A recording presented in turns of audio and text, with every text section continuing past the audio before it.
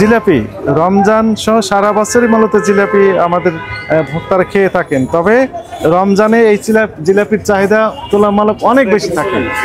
প্রায় সবাই ডায়াবেটিক্স রোগী ছাড়া প্রায় সবাই চান যে এক প্যাঁচ অথবা 2 প্যাঁচ জিলাপি ইফতারে থাকুক, এই যে ভালো লাগে, এটি মনের কথাই বলেছেন। কিন্তু এই ফাঁকে কিছু অসাধু ব্যবসায়ী এই হাই ডোজ ব্যবহার করে মূলত এই জিলাপিগুলো তৈরি করা হচ্ছে। হাই ডোজ যখন ব্যবহার করা হচ্ছে তখন আমাদের একটা চ্যালেঞ্জ থেকে যাচ্ছে, সেটি হচ্ছে কিডনি ড্যামেজের যে আশঙ্কা, সেটা আমরা উড়িয়ে দিতে পারছি না। কি পরিমাণ ব্যবহার করেন, উনি তো স্পেশালিস্টও না, জাস্ট ব্যবহার করতে হয়, উনি ব্যবহার করে যাচ্ছেন, তবে উনি জানতেন না যে আসলে এটি ক্ষতিকর, এমনটি আমাদেরকে জানিয়েছেন।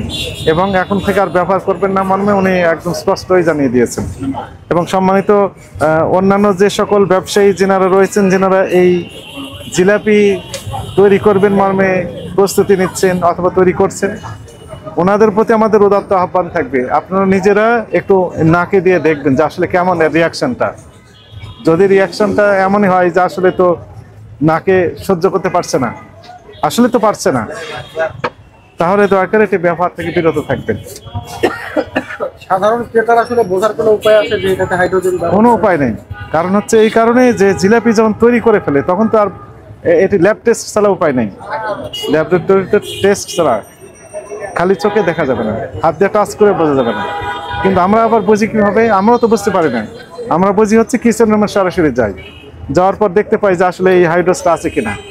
অনেক সময় জিজ্ঞাসাবাদে বের করতে হয়, অথবা আমরা এই যে খাদ্যের বিভিন্ন উপাদান আছে এইগুলো আমরা একটু নাক দিয়ে দেখি আসলে এরকম সেন্ট আসছে কিনা, এরপরে আসলে বোঝা যায় যে হাইড্রোজ আছে কিনা। যেমন এখানে এই কোটা পরিপূর্ণ হাইড্রোজ ভর্তি, তার মানে হচ্ছে জিলাপি যিনি তৈরি করেন অবশ্যই হাইড্রোজ একটু দেয়।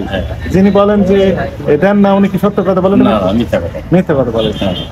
আপনার নাম মোহাম্মদ সাইফুল ইসলাম, আপনি সত্য কথাই বলেছেন। আমি কয়েকজনকে জিজ্ঞেস করছি, একজন বলেছেন যিনি বলবেন যে হাইড্রোজ ছাড়া জিলাপি হয়, উনি মিথ্যা কথা বলবেন। জি স্যার, জি স্যার। এই হাইড্রোজের সাইড এফেক্ট আছে আপনি জানেন? অনেক সাইড এফেক্ট, না খুবই মানে লিটল বিট দেওয়া হয়। যদি আপনি ওইভাবে ইনফরমেশন দেন তাহলে আমরা ব্যবহার করবো না। এই হাইড্রোজটা কিডনিতে থাকলে থাকে, এটা নষ্ট করে দেয়। কিডনি নষ্ট হয়ে গেলে অথচ আমরাই কত খাই, এটা আপনি নিজেই খান। হ্যাঁ স্যার, নিজের অজান্তেই অর্থকর মতো করে দিচ্ছেন, তাই না? আপনার সাইফুল ইসলাম দেখেন নাক নাক চলে যাচ্ছেন কেন? জি স্যার। কি সমস্যা? হ্যাঁ দেখি আপনি করে চলে যাচ্ছেন কেন? ইসলাম ধর্মের মানুষের, ইসলাম ধর্মের মানুষের সবাই মুসলমান না। না, তাহলে কোরআন শরীফে বলছে হে ইমানদারগণ তোমরা মুসলমান না মরো না। তার মানে আমরা ইমানদার, কিন্তু সবাই যে আমরা মুসলমান আল্লাহ তো বলছেন না কথা। এখন আপনি তাহলে অন্য ব্যবসায়ী ভাই যিনারা এই জিলাপি তৈরি করবেন বা করেন, তাদের উদ্দেশ্যে আপনার বক্তব্য কি হবে বলেন?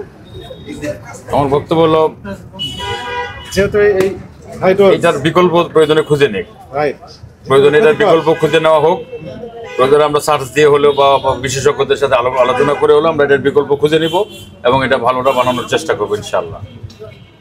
কিন্তু এটা অবশ্যই অ্যাভয়েড করবো, অবশ্যই অ্যাভয়েড করবো স্যার। জি স্যার। কি হবে যা ক্ষতি হবার যা হয়ে গেছে স্যার, ইনশাআল্লাহ আমরা করবো না। জি স্যার।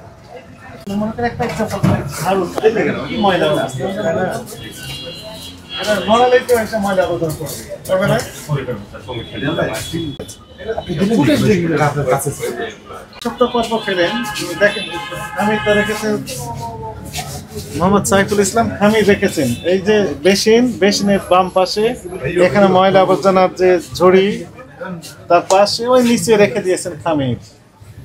অল্প অল্প বেঁচে যায় স্যার, অল্প, এবং সেগুলো জমায় রেখে আমরা ময়লা, হ্যাঁ জিলাপি বানানোর যে খামির, জিলাপি বানানোর খামিরটা ওইখানে রেখেছেন সাইফুল ইসলাম।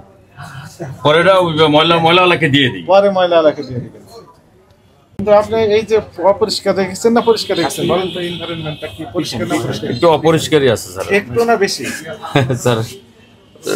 চুলা জ্বলে তো ওই জন্য মানে চেষ্টা করা হয় না। চুলা জ্বলার জন্য না। আচ্ছা করে ফেলবো স্যার। এই আপনার বামে ওই কৌটাগুলোতে কি আছে? এগুলোতে কি আছে? বক্সে কি আছে? না না, এই যে কোটাগুলোতে এই যে হলুদ কোটাগুলো এগুলো স্যার বিদেশি বাইরের সিগারেট স্যার এগুলো। এর ভিতরে রেখে দিয়েছেন। একটু বের করেন তো দেখি। এখানেও ময়লা আবর্জনা দেখেন তো, একটা তাই না? করবো স্যার। রাখেন রাখেন, ঠিক আছে। এই যে দেখেন এটার বাইরেও দেখেন কি অবস্থা। আইন অনুযায়ী ধরলে 2 লক্ষ অর্থদণ্ড অথবা 3 বছরের কারাদণ্ড অথবা উভয়দণ্ডের বিধান।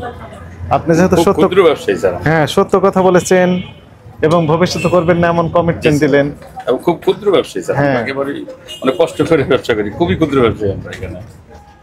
আবার গুণ নিয়ে আসছেন, বলেছেন যে কি লিখেছেন এখানে, গুণের ওখানে কি লেখা আছে? পিওর। কিন্তু উনি নিজে জানেন না আসলে পিওর কিনা, উনি নিজেও তৈরি করেননি।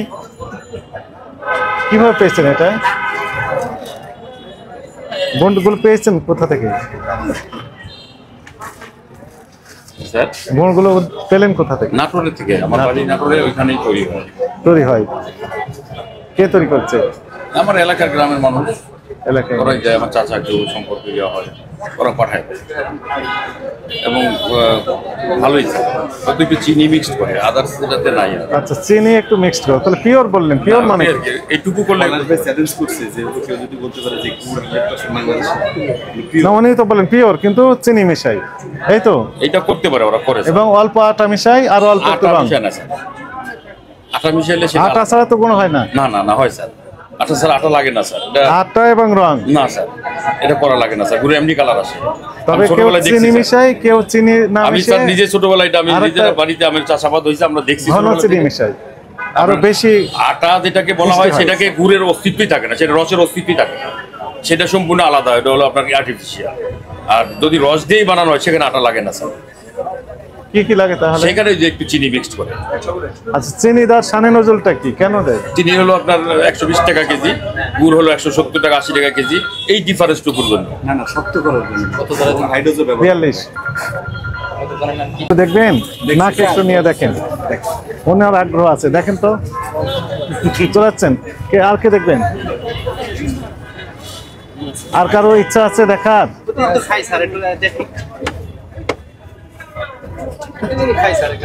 জিলাপি খান। এই হচ্ছে অবস্থা। আপনার অপরাধ, এটি ক্ষমার অযোগ্য, কিন্তু আপনি যেহেতু আগেই বলেছেন যে আর ব্যবহার করবেন না, জানতেন না, আপনাকে সতর্কতামূলকভাবে 5,000 টাকা জরিমানা আরোপ করা হলো। জাস্ট সতর্কতামূলকভাবে, ভবিষ্যতে বিরত থাকবেন। একদম কম করে দিয়েছে, 2 লক্ষ টাকা অর্থদণ্ডের বিধান আছে ওই ধারায়। না ঠিক আছে স্যার আমার বেচাই হয় নাই স্যার। এবং জি স্যার।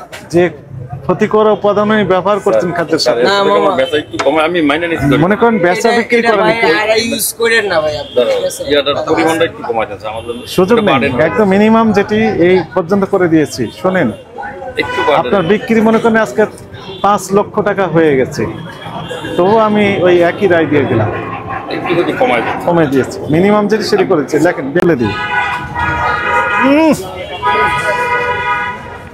এটা কি খাবার সুদা? হ্যাঁ, খাবার সোডা, এটা খাবার সোডা এরকম। দেখি টেস্ট করে আর কার কারো দেখার ইচ্ছা আছে? হ্যাঁ, পালাই দিন। কারো ইচ্ছা নেই? কেউ দেখতে চান? বন্ধ নিতে চান কেউ? কেমন ক্ষতিকর? সন্দেহ কিছু নাই, পরবর্তীতে হইলে হাইড্রোজ দেখবেন কেমন? এরকম একটা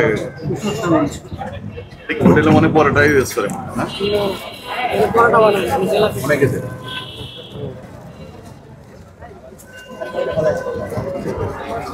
এইটা আমরা এখানে আমাদের রাখলাম। পেটে যায় এই দেখেন এই হাইড্রোস্টার আছে, সেটাও ময়লা আবর্জনা।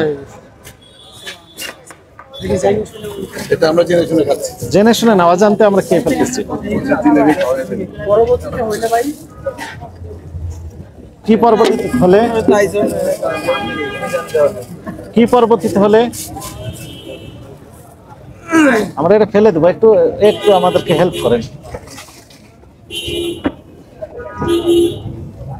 এখানে অনেক আছে।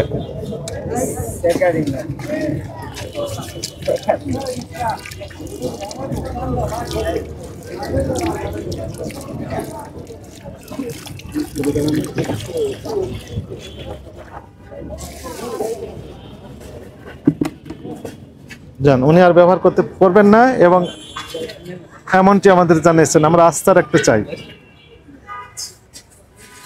এখন যদি বলছেন যে আবার যদি ব্যবহার করে, আবার আমাদের কার্যক্রম চলমান থাকবে। আমরা চুপচাপ বসে আছি তা না। শুক্রবার শনিবার সহ ছুটির দিনগুলোতে আমরা এই মনিটরিং কার্যক্রম পরিচালনা করি জনস্বার্থে, যাতে করে জনস্বার্থ সংরক্ষিত হয়।